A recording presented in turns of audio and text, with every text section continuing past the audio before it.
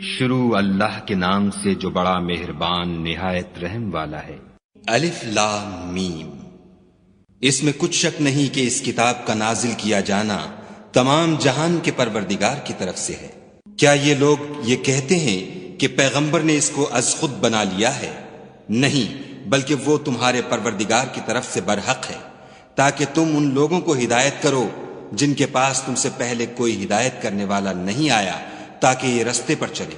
خدا ہی تو ہے جس نے آسمانوں اور زمین کو اور جو چیزیں ان دونوں میں ہیں سب کو 6 دن میں پیدا کیا، پھر عرش پر قائم ہوا۔ اس کے سوا تمہارا نہ کوئی دوست ہے اور نہ سفارش کرنے والا۔ کیا تم نصیحت نہیں پکڑتے؟ وہی آسمان سے زمین تک کے ہر کام کا انتظام کرتا ہے، پھر وہ ایک روز جس کی مقدار تمہارے شمار کے مطابق 1000 برس ہوگی، اس کی طرف صعود اور رجوع کرے گا۔ یہی تو پوشیدہ اور ظاہر کا جاننے والا اور غالب اور رحم والا خدا ہے، جس نے ہر چیز کو بہت اچھی طرح بنایا، یعنی اس کو پیدا کیا، اور انسان کی پیدائش کو مٹی سے شروع کیا، پھر اس کی نسل خلاصے سے یعنی حقیر پانی سے پیدا کی، پھر اس کو درست کیا، پھر اس میں اپنی طرف سے روح پھونکی، اور تمہارے کان اور آنکھیں اور دل بنائے، مگر تم بہت کم شکر کرتے ہو۔ اور کہنے لگے کہ جب ہم زمین میں ملیا میٹ ہو جائیں گے تو کیا از سر نو پیدا ہوں گے؟ حقیقت یہ ہے کہ یہ لوگ اپنے پروردگار کے سامنے جانے ہی کے قائل نہیں۔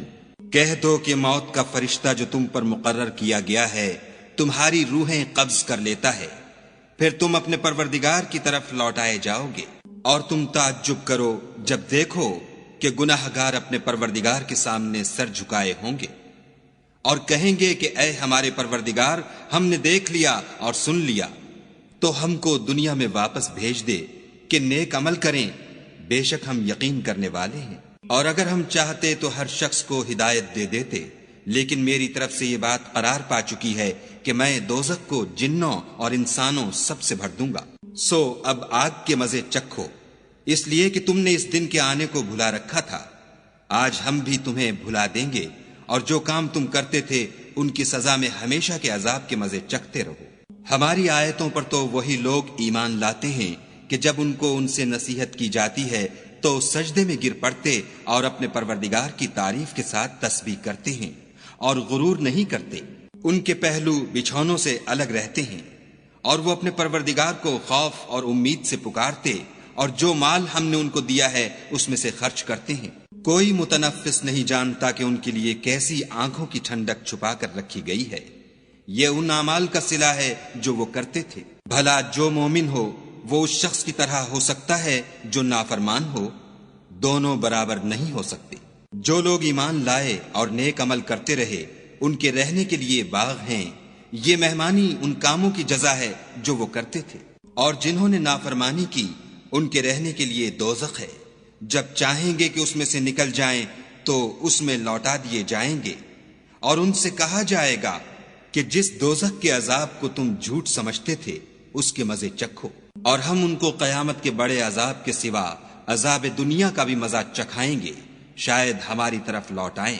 اور اس شخص سے بڑھ کر ظالم کون جس کو اس کے پروردگار کی آیتوں سے نصیحت کی جائے تو وہ ان سے منہ پھیر لے۔ ہم گناہ گاروں سے ضرور بدلہ لینے والے ہیں۔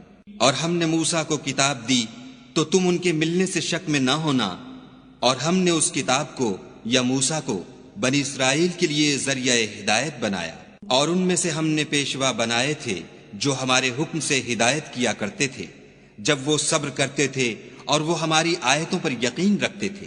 بلا شبہ تمہارا پروردگار ان میں جن باتوں میں وہ اختلاف کرتے تھے قیامت کے روز فیصلہ کر دے گا۔ کیا ان کو اس امر سے ہدایت نہ ہوئی کہ ہم نے ان سے پہلے بہت سی امتوں کو جن کے مقامات سکونت میں یہ چلتے پھرتے ہیں ہلاک کر دیا؟ بے شک اس میں نشانیاں ہیں، تو یہ سنتے کیوں نہیں؟ کیا انہوں نے نہیں دیکھا کہ ہم بنجر زمین کی طرف پانی رواں کرتے ہیں، پھر اس سے کھیتی پیدا کرتے ہیں جس میں سے ان کے چوپائے بھی کھاتے ہیں اور وہ بھی کھاتے ہیں، تو یہ دیکھتے کیوں نہیں؟ اور کہتے ہیں اگر تم سچے ہو تو یہ فیصلہ کب ہوگا؟